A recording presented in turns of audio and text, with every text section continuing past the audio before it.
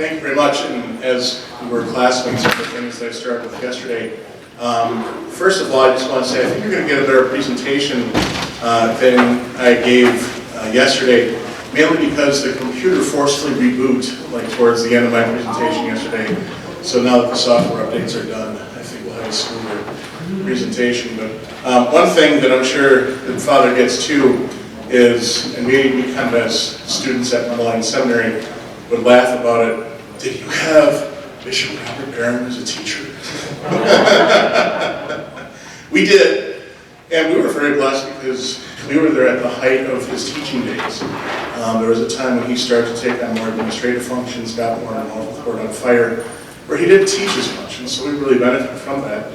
And for me, now he's the Catholicism series, and pivotal players, and people are, what is Bishop Barron like? And I always like to share the story that my lasting memory of Bishop Barron, as Father Barron, as we go down, there's a workout room at Mundelein in the basement of one of the residences.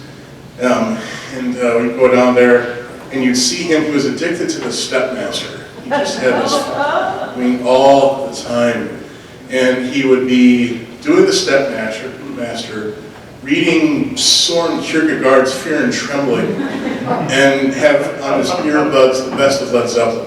That was just, that's the Bishop Barron I remember. So, and also addicted to bicycling.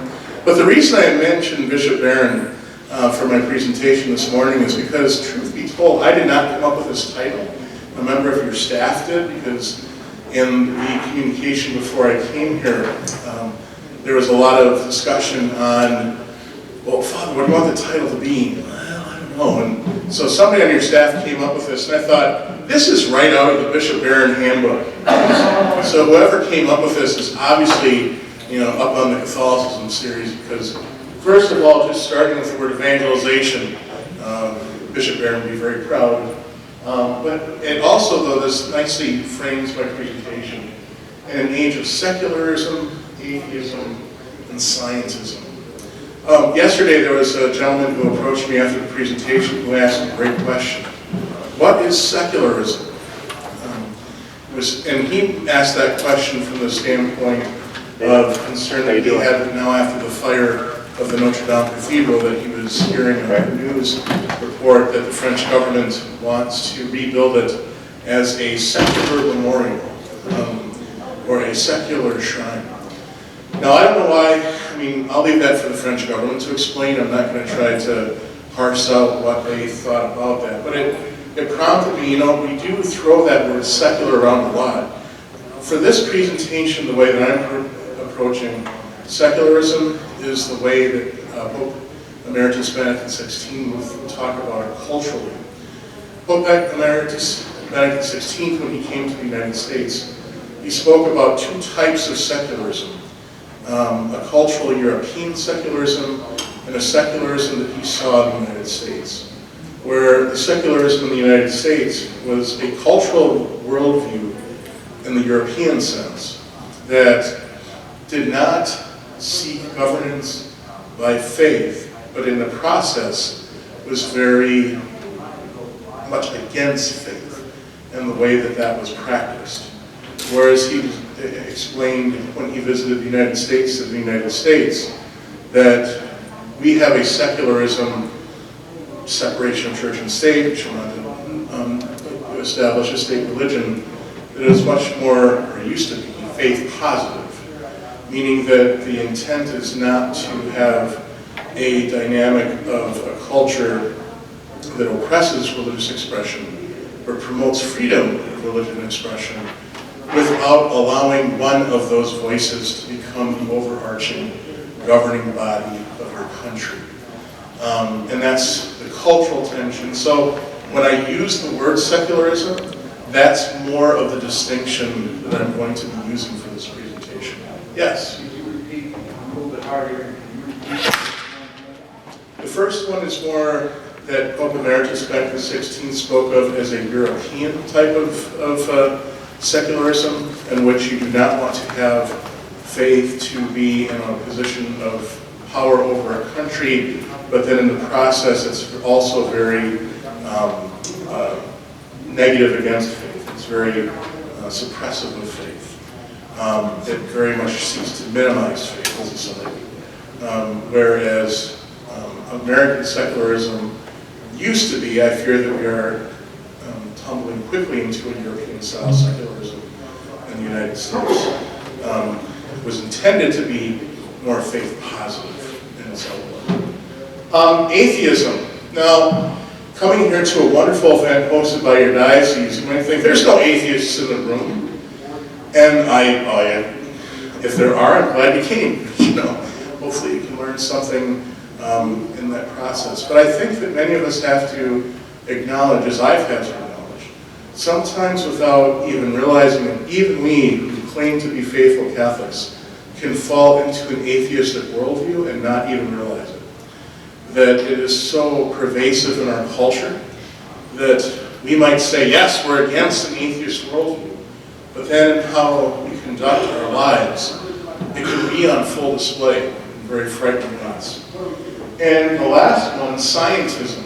I loved that the staff member who devised this title used Scientism, because it is a perfect term to make a clear distinction between what we support as Catholics in relation to faith and science and what we don't support.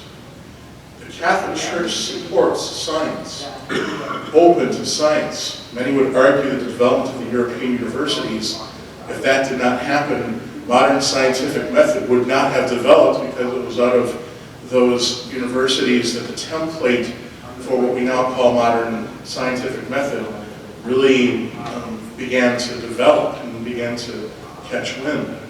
The Church is against scientism, a deification of science, somehow arguing that science can answer all questions that are posed to our world and become almost a religion unto itself, putting it back into that whole understanding of secularism, that yes, we will repress forms of religion, but now we'll let science run everything. That would be, from my estimation, what difference is that there between saying that we'll have Catholics or Buddhists or Islam run our country? Well, we'll let scientists run our culture. There's the danger of, is that becoming a state religion in terms of having one type of ideology running a country? Now, before you start to think that, boy, does Father have a lot of combative relationships with scientists, that's the irony. I do not. One thing I always emphasize with my presentations, that I've been on a journey with the Vatican Observatory that has put me in communication with some of the highest level thinking scientists from NASA, from the European Space Agency, from the Planetary Science Institute, and even whether they're devout Catholics or whether they're atheists, I have never felt an air of combativeness. I have never felt an air of, who are you as a Catholic priest caring about these things? If anything, it's just the opposite. It's, you're a Catholic priest and you're interested about what we do? We stare at a computer and look at squiggly lines all day and crunch the data, and you care about that? If anything, from the non-Christian scientists at the highest professional levels, there is a curiosity and wonder in my curiosity.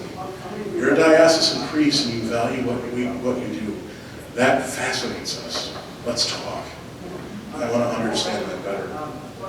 And that's what one of the first things I want to establish, of how do we understand making peace with faith and science, is that we have to remember that there is a narrative in our secular atheistic scientism society that tries to make us swallow a lie. That faith and science are these irreconcilable foes that are tangled in this battle to the death, and therefore we have to hate scientists and scientists have to hate us. I have not found a professional scientist that believes that, who is not Christian.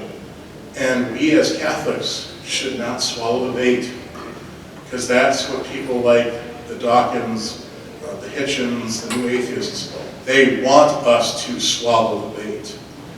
because to be quite frank, their motives have very little to do about God.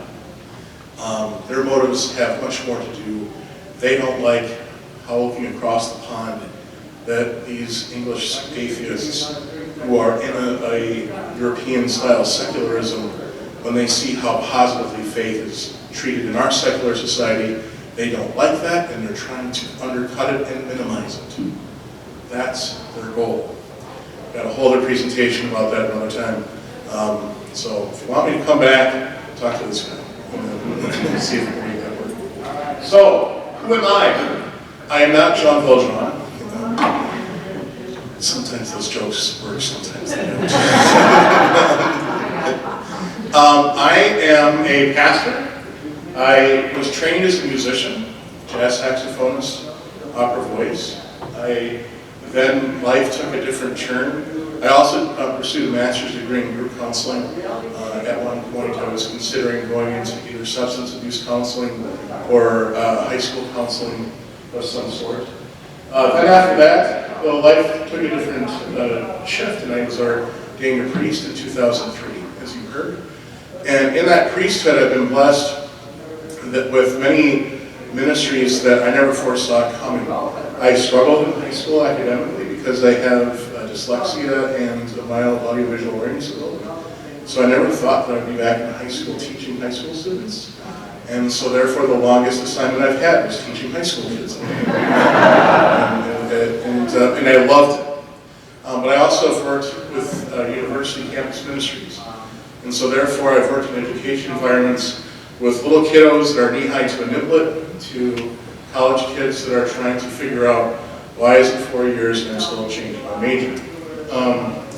In the middle is some of our college kids I work with. Over here is a goofy picture from our Focus team. I did a lot of work with the Fellowship of Catholic University students.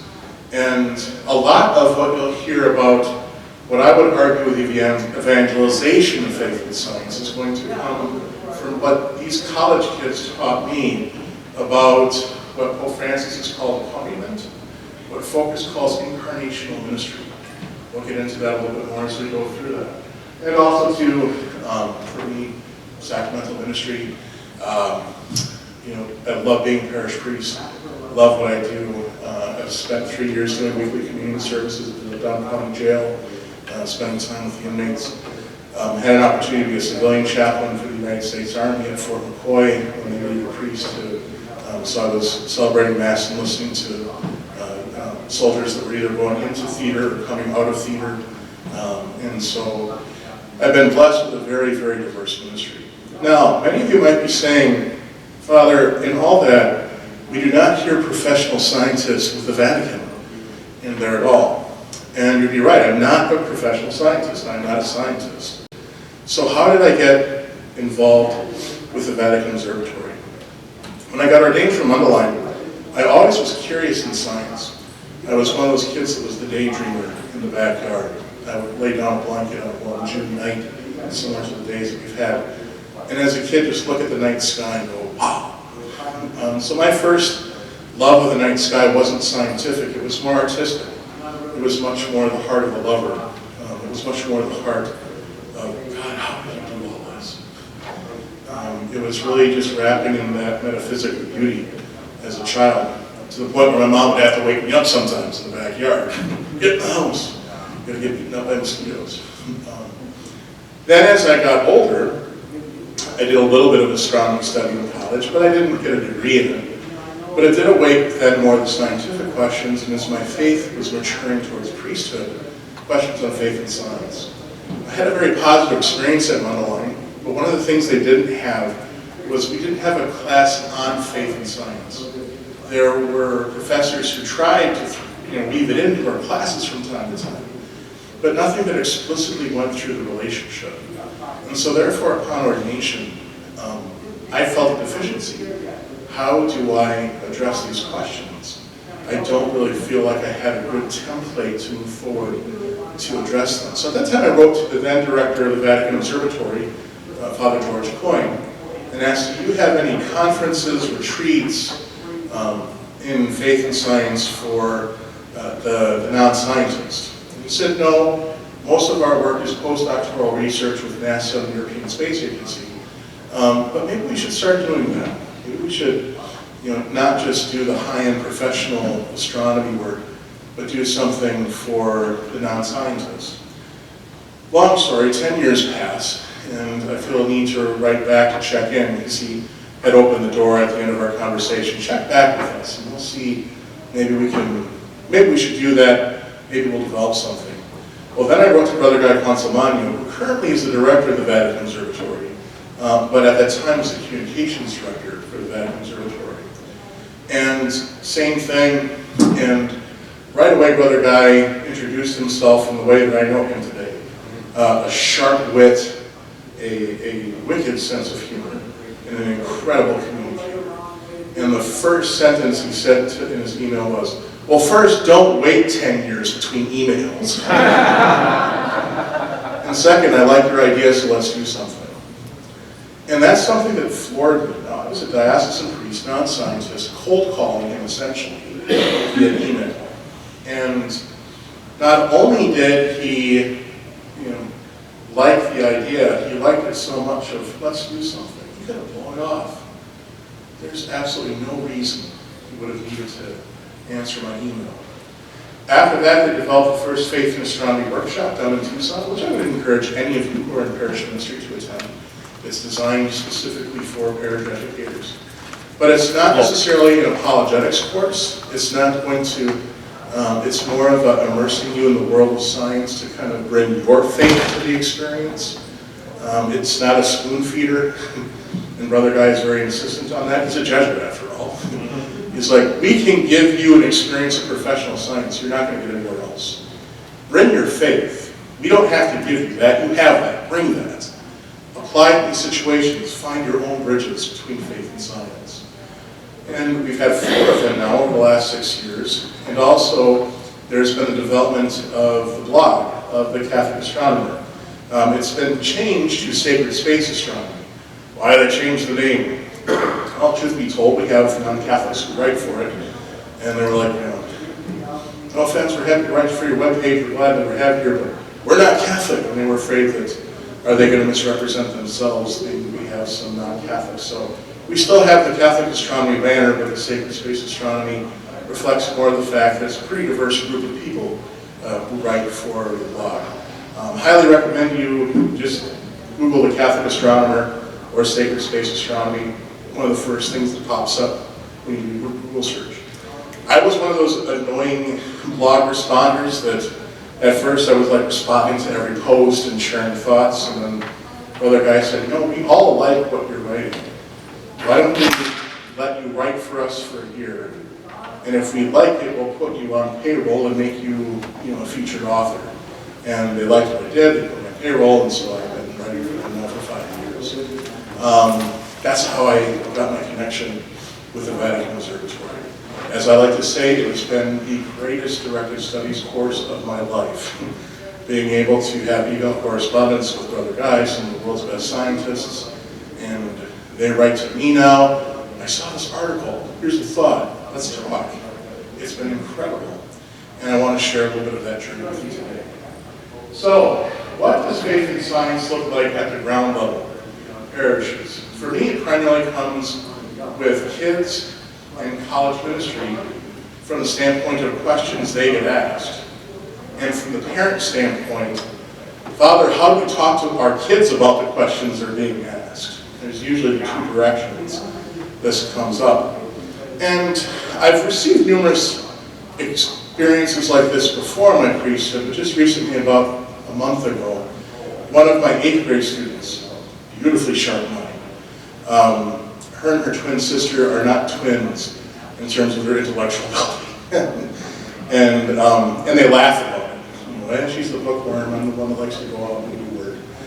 And they were doing a class for their 8th grade science class. It's a public school that they were at, and the science teacher asked them respectfully to go home and research a question. And this was the question. Why are Christians against evolution? And the assignment parameter was they needed to talk with somebody about this other than their parents that could give them an intelligent answer and report back to the class. Well, her pastor, who knows a thing or two about faith and science, said, "Father, can I interview you?" I was like, "Oh yes, please." Now, there's a temptation in these moments when we have a question like that, to declare war on the school. And I have seen that approach sometimes by parents when these type of things happen.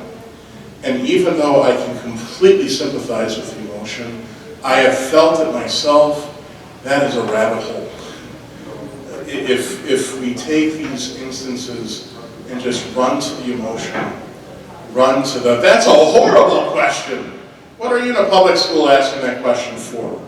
And become combative in those school board meetings, and all of a sudden the TV media wants to interview you, and you're wondering why the meat of your argument didn't make the midnight news, or the 10 o'clock news, but the one really bad thing you said did, that kind of stuff. It just creates a very unhealthy environment for everybody. I have really come to appreciate through my work with professional scientists to realize this teacher probably is trying to do the best that they can. Maybe they're Christian, maybe they're not. Maybe they ask the question because they want to disprove the myth. Maybe it's because, well, let's see if they buy this or not. Let's see, I'm going to ask a provocative question to force the issue, to see if I get under their skin a little bit, and see if as students they have the one to kick back and say, no, that's not right. Hey, good for you. You figured out who was hiding behind the curtain. So for me, I always say, take a deep breath. Don't overreact.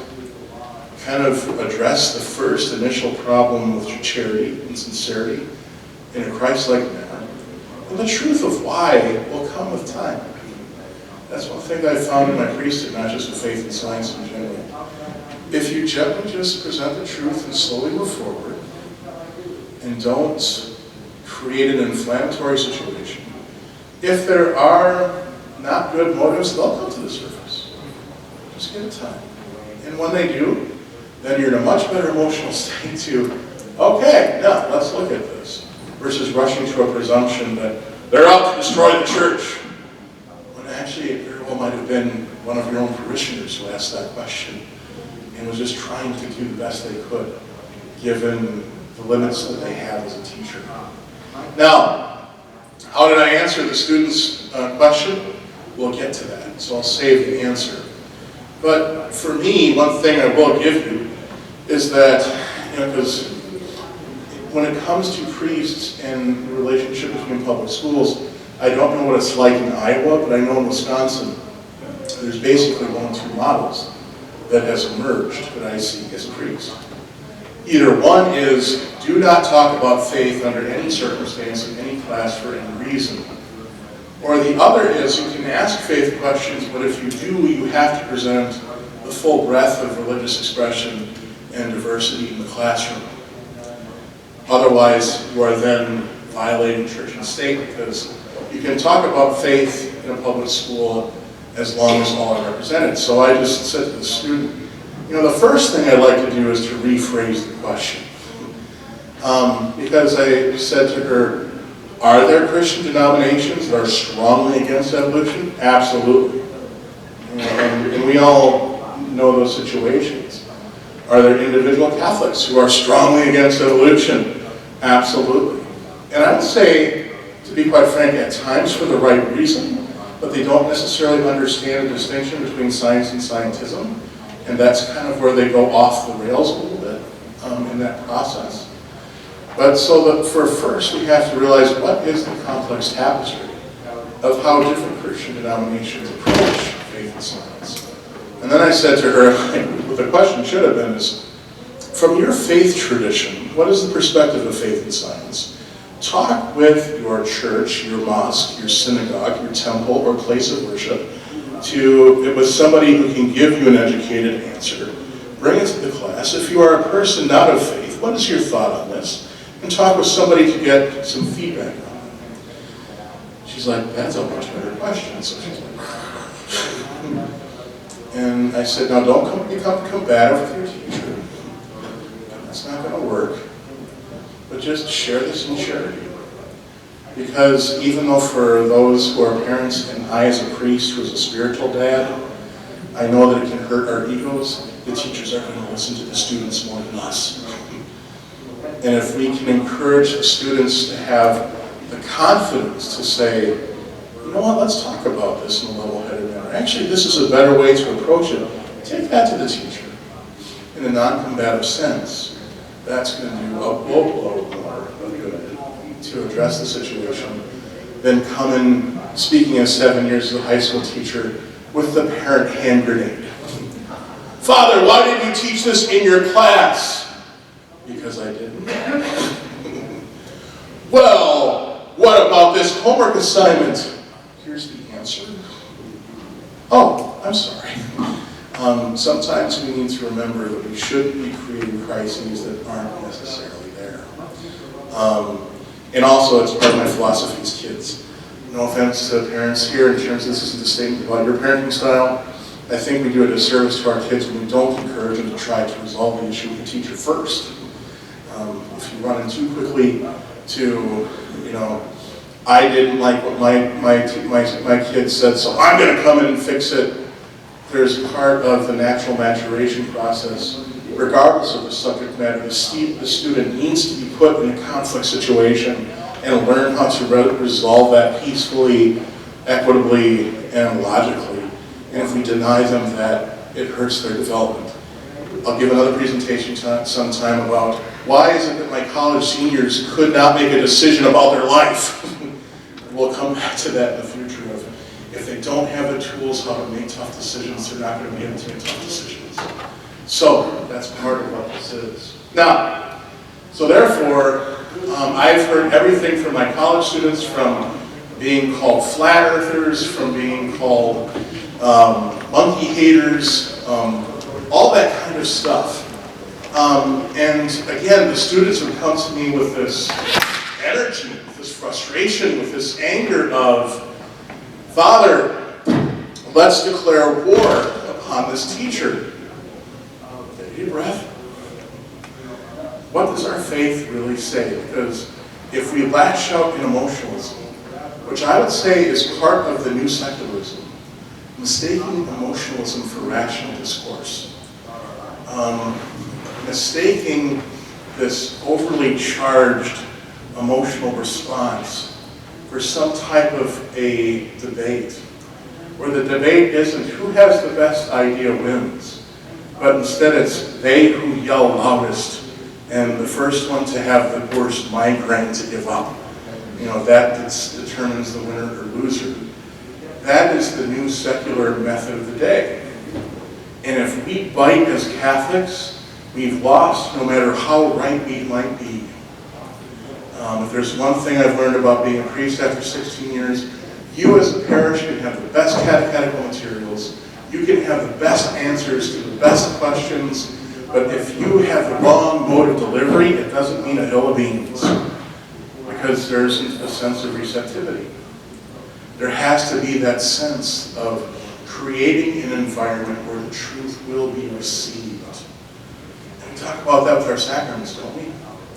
That the heart needs to be put in a receptive disposition for the grace to be actualized, to allow that grace to work.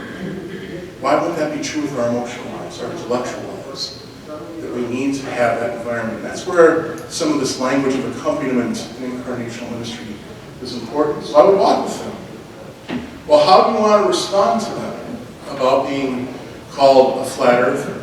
I want to tell them why evolution is wrong and 6 days of 24-hour creation is right. Wrong. Wasn't that what we believe, Father? No. No, that's not part of the Catholic tradition. You might find other Catholic traditions that believe in 7 days of creation. Father, we did not come from pre-existing matter. Oh, okay. We'll come back to that one too, just a little bit. Sometimes in anger and frustration, we can suddenly forget what we actually believe and suddenly just throw out in kind of a Hegelian thesis antithesis. You know, that's what they say, so I'm going to take the opposite side. And if you need any proof of that, tonight go home, 10 minutes of CNN, 10 minutes of Fox News. They'll know what I'm talking about. So there's that realization for me in my ministry. Come at it with a calm head. Because you know what, that teacher, or that scientist, or that priest, that Christian, that non-Christian, that atheist, that Buddhist, that Muslim, they're made in God's image and likeness too. And if we really want to, in our hearts, be treated with love, dignity, and respect, we also need to show love, dignity, and respect. Now, does that mean that we play passive-aggressive games and never have conflict? No. But it means that when we offer correction, it looks different. It doesn't come with a sledgehammer. It comes with a confident, here's the truth. But it's not delivered with a fist. It's delivered with an open hand. Being that part of your conference is on evangelization, that's one of the reasons why I take this approach. So whether it was with my 8th grade or my college kids, what do we really believe? Get the emotion out of it, and let's move into a healthier position. Because, as I shared with you before, faith and science at the professional level, you know, oftentimes I hear the narrative, oh, Father, science is advancing so fast, and we can't keep up with it, which is true in part. And we're going to be forgotten. It's just a matter of time. That is not the sense I get when I talk with professional scientists at all. If anything, what I hear from professional scientists is, Father, we can't stand the Dawkins and the Hitchens either. They drive us bonkers too. We need you at the table. We need you to be in a position of having this dialogue. The one statement that Richard Dawkins has said that I actually agree with came in a documentary that him and Rabbi Sachs did together. I think you can still find it online. And toward the end, Rabbi Sachs, who's huge in faith and science circles in the Jewish tradition, asked Richard Dawkins, do you believe that we should develop a social structure based on science alone? And Dawkins quickly said, absolutely not. Because if you did, you'd have Hitler all over again. Natural selection. Only the strong survive. That's the social structure you would have. And I was like, finally, something I can say that I agree with Richard Dawkins on. Now, unfortunately, he didn't take the next step of, well, okay, if science can't answer everything, then what do you include in the discussion? You know, that part didn't happen. We know what the answer to that question is. We didn't need him to say it. But there's that realization that I find with scientists, regardless of whether their faith expression is, there's a deep desire, some of the young professional scientists at NASA, at European Space Agency, and around the world, that want to have a broader dialogue.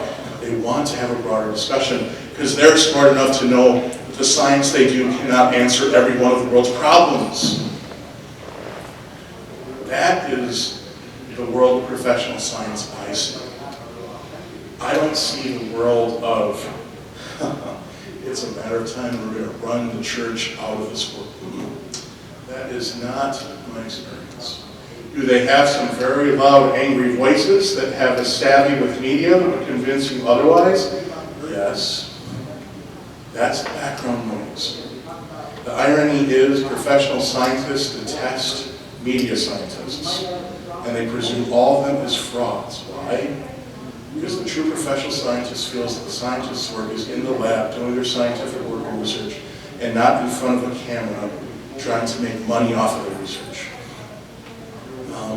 It's a fascinating world when you walk into the world of professional science at this level. It's not what you think it would be, in a good way, in a way that should give us hope and give you hope.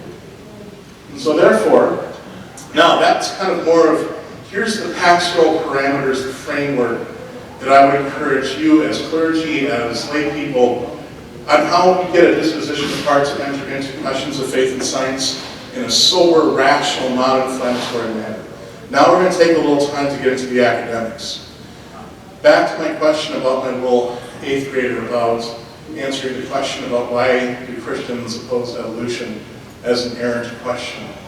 In order to understand this question properly, and don't worry, I didn't have the poor 8th grader go through all this because it would have mushed her brain. We as adults first have to understand what is the relationship between Darwinian thought and culture before we try to make a distinction between evolution and the Scientism, Darwinianism that tries to project God through evolution. One of the best presentations I found, Anglican Archbishop N.T. Wright talking about Charles Darwin's grandfather, Erasmus Darwin. And so at this, let's watch this for a minute and I'll give you a little commentary at the end.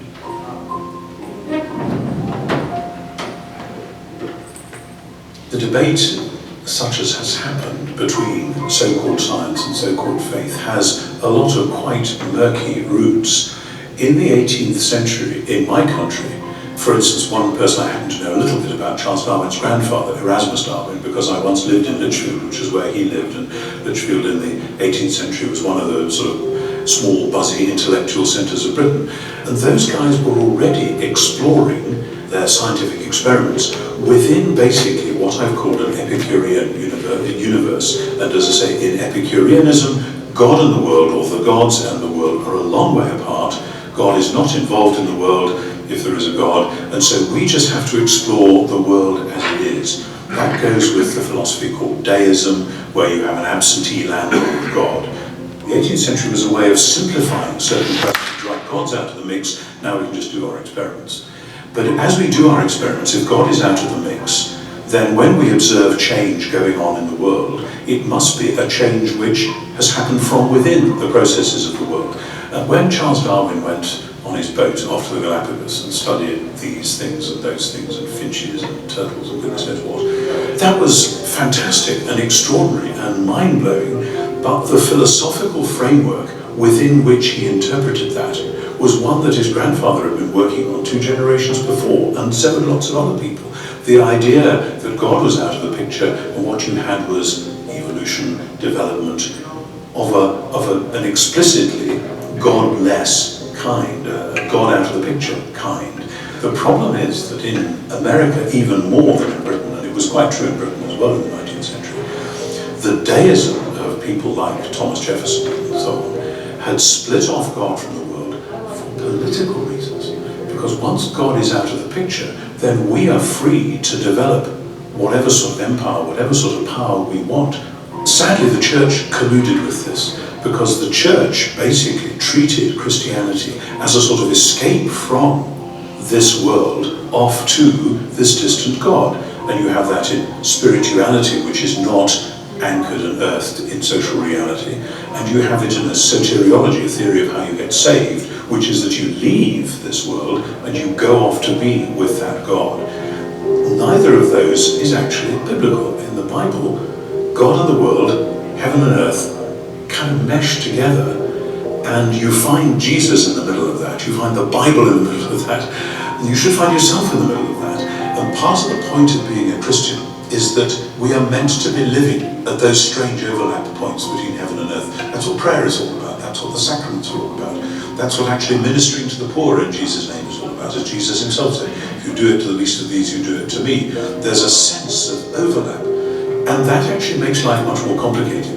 And it seems to me you need to unpick all of that. You need to understand how we got where we got before you even get to scopes and monkeys and, court cases and so on. Because those court cases are just misunderstood before they even start, because of all that worldview baggage that's coming to us from the 18th and 19th century.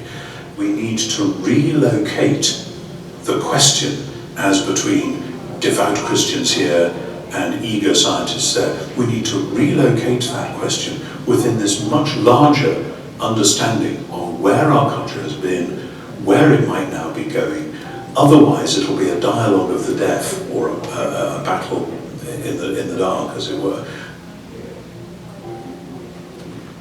Now, it speaks to me profoundly about that in relation to how I'm going to approach this question of evolution. I mentioned to you before that sometimes we can practice atheistic thought while still being devout Christians and not even realize it. As I was trying to understand questions of faith and science, there was a brief time where I really played around with intelligent design thought. And if you're not familiar with it, it's pretty complex. But it can be, the heart of it is that you look in the world of irreducible complexities, or supposed irreducible complexities, for your proof for God's existence. And so therefore we have this realm that can be explained naturally, but it's in these things that we point to that there's no way that this could have evolved. There's our space for finding arguments for God's existence. Now, no disrespect meant to any Christians who have adapted this, no disrespect meant to anybody who feels passionate about this. But when you think about this, it's very much right out of playing right into Erasmus Darwin's playbook and Darwin's playbook. Because now what is being said? Everything we can explain is quote-unquote natural or godless. So therefore, we need to find God in the extraordinary, in the non-natural things. There is where God is found. Two problems with that. One, as science begins to understand better how different things work within our universe, similar to Newton's Laplace and so forth.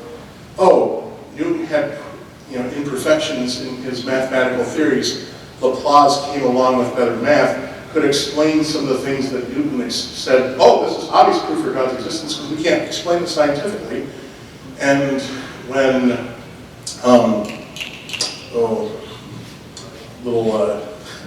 little King Jude, forgot his name. Napoleon. Thank you. When Napoleon said to Laplace, it's horrible for me to do, but it's the quickest way to get the answer. When Napoleon asked Laplace, where is God in your theory? I have no need for that hypothesis. That is the process and the danger of intelligent design. That your wedge for God's space is smaller, smaller, smaller, smaller, until it evaporates. Instead, we need to realize that why did we as Christians stop seeing in the things we could explain God's presence? Why did we stop thinking that somehow being able to explain natural processes, why did we say, wow, we understood a little bit of God's creation there. We understood a little bit of how God works in this world. Instead of, we can't use that for an argument for God because we can explain that and show how it's developed throughout the course of history. Sometimes we think with an atheistic mind and a worldview and don't even realize it. Father Gabor from the Vatican Observatory gave a beautiful example of this in a presentation to us once at the Faith and Astronomy Workshop. He said the reason he believes in a good, loving God is that we live in a universe that's intelligible. It's something we take for granted every day, that we can look at this world and understand it. Whether it be that person's about to cut me off and I'm going to make it to my presentation on time, so I'm going to hit the brakes. Or we can look at the different aspects of the universe, how it works, and develop these theories that even though, to quote Carl Sagan, we very well be a mote of dust on a sunbeam, we somehow have found a way to understand the whole universe. For us, he said, the fact that we have a universe that can be known shows that we have a God who wants to be known. And we have a God who wants to be known through the very creation of which we're a part of.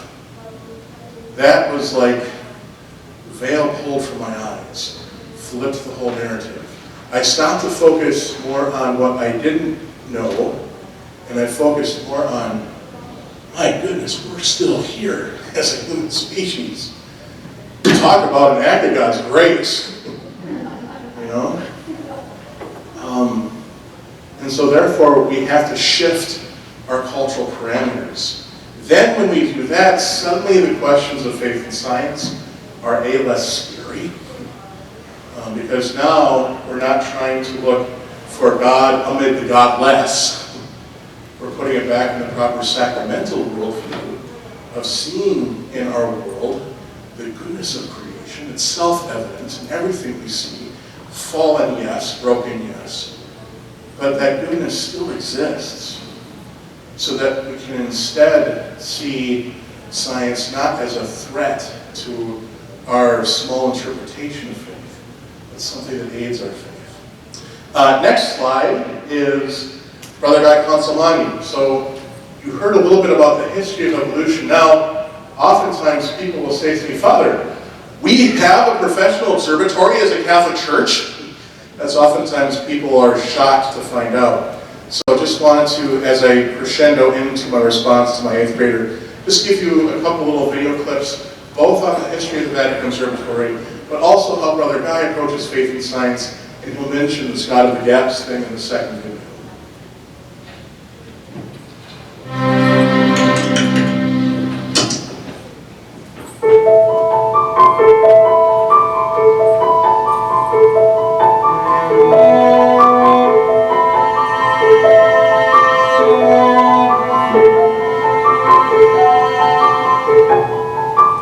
Why does the Pope have a bunch of astronomers? It's a question we always get asked. And there's kind of the narrow reason. In 1891, Pope Leo XIII wanted to show the world that the Church was supporting science. Because at the end of the 19th century, that was just the time when the myth was becoming invented that somehow the Church and science were opposed. The deeper history goes back to the fact that, in fact, the Church has always supported science. You had to learn astronomy as one of the 7 courses in the medieval universities before you got to go on to theology or philosophy. The fact that there are telescopes on the Pope's summer home is a visible sign that literally the Church is supporting astronomy. The important message about this support is not just to those who would criticize the Church, but it's also an important message to people within the Church who might be tempted to criticize science, who are suspicious of science, who want to say that all science is dangerous.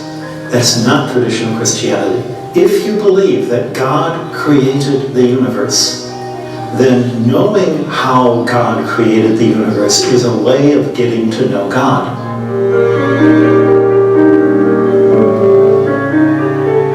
The myth that we're told is that Galileo was somehow some modern scientist trapped in the Dark Ages and being oppressed by a church who was afraid of the idea that making the earth no longer the center of the universe would demote human beings. Probably, this is what the historians are telling us now, the whole Galileo trial was a result of the politics of the day, not really a philosophical conflict. But it's clear that Galileo was being used as an example, not for anything he said, because he agreed at the very beginning, tell me what to say and I'll change my mind. He showed his book to the censors and it was approved by them, and he said, any changes you want, I'll make. So it had nothing to do with his philosophy, because that had already been approved. At the time he was put on trial, it was to send a message. Now what message and to whom? Most people would say it was to send a message to the Medici family who were running Florence. At a time they were neutral in the middle of the 30 Years' War, and that it was tied up in the local politics of the day. If that's the case, the mistake was that the Church was using its religious authority for political reasons.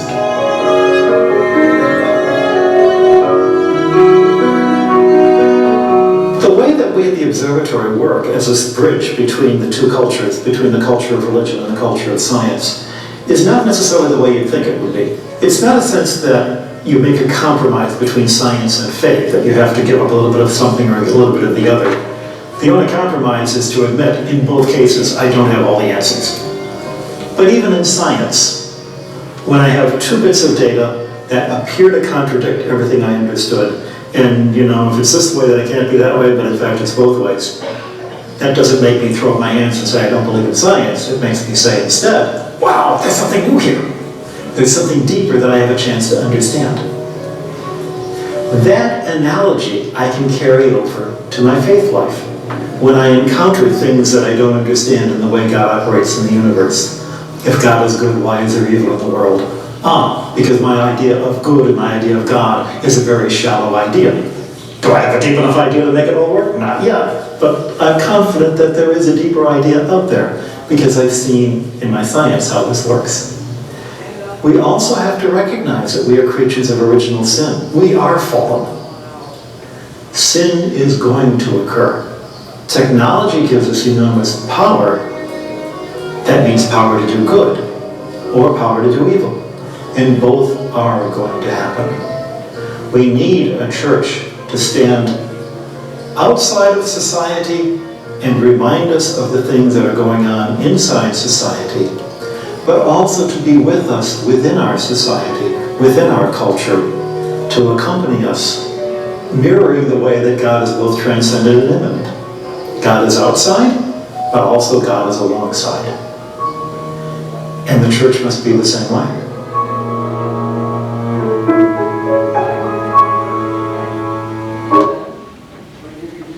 We'll skip the next video. I kind of touched it anyway, but being that we're running out of time, I wanted to give you a little time at the end for the questions. So, into the answer, how did I address my 8th grader who said to me, Father, here's the question, why do Christians oppose evolution? I said, well, first of all, Catholics don't oppose evolution. We do oppose a scientism, Darwinism argument based on the science that says that because of evolution, therefore God is not necessary. We reject that as Catholics and should loudly, but that doesn't mean that the science is necessarily defunct. It's the interpretation of the science that's defunct. Within the night sky, the Christian and the atheist are looking at the exact same reality. It's a lot more looking at interpretive frames when you're making these distinctions. So I said, well, first of all, it is not against Scripture to say that we came from pre-existing matter. Genesis 2:7. Then the Lord God formed from the man out of the dust of the ground and blew into his nostrils the breath of life, and the man became a living being. So actually, if you're going to argue that the Bible is against us coming from pre-existing matter, you're actually arguing against the Bible, probably. If you haven't heard the old joke, why do you know that women have greater dignity in this world than men do? Women were made from the flesh of another human being, and men were made from dirt. As a way to remind yourselves of this. I know it's kind of the cheap joke for so first of all, we have to understand what the Scripture actually says. Next slide. Then, tradition. What does our tradition say? In summary, for the sake of time, from going back to Pius XII. Pius XII said, look, in regard to evolution, you do not have permission to argue about the evolution of the soul. That does not change, that is eternal. But the material stuff of the body, you have every right to look at how has it developed, and if examining if it came from pre-existing matter or not, is not opposed to the faith.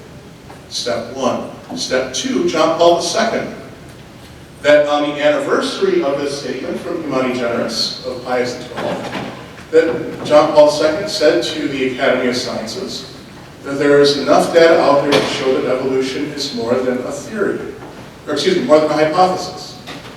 Now, there was, they mistranslated Latin, that's not really what he said. Well, Pope Benedict XVI, and a gathering with German clergy. And one of the clergy asked him about the growing tension between creationists and Christians. This one I will read because in classic Benedict, it's a beautifully crafted answer. I love his writing, very clear, very tangible. Currently I see in Germany, but also in the United States, a somewhat fierce debate raging between so-called creationism and evolutionism, presented as though they were mutually exclusive alternatives. Those who believe in the Creator would not be able to conceive of evolution, and those who instead support evolution would have to exclude God. This antithesis is absurd. I say again, this antithesis is absurd. Why do I say that twice? I don't know why it is, but oftentimes when I deal with Catholics who want to get in my face saying, Father, you've gone into heresy with your presentation for supporting evolution. Why don't you think like Pope Benedict does? I do. Be careful what you think we believe. Take the time to actually go through and understand what it is that we believe. And then last quote on the next slide, Pope Francis. I love this idea that don't turn God into a magician. Day 1, day 2, day 3, and swish. That is not the God we believe in. That is not our understanding of creation. God is not a demiurge, but rather God created goodness. Or at that time, when you look at the other creation stories that emerged, it was oftentimes a polytheistic interpretation of material world bad, spirit world good, where Genesis is profoundly different. Fundamentally good creation from one God, and the earth gets demoted. And there's a whole other piece of that. We're running out of time. Lastly, he mentions the Big Bang. The last slide, got 5 minutes.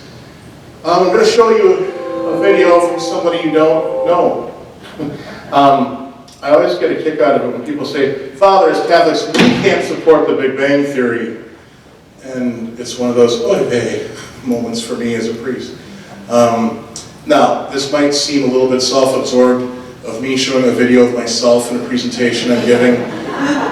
The reason I'm showing this is to give you an example. The Vatican Observatory on their YouTube page, Vatican Observatory Foundation YouTube page, has a whole slew of video resources, of which this is one of them. Brother Guy had me make 3 videos for them on some of my faith and science presentations. This is just put up there. I'd say the exact same thing through the microphone, just to show you what's out there if you're a teacher or a catechist and you're looking for good resources to give to your kids, or a pastor.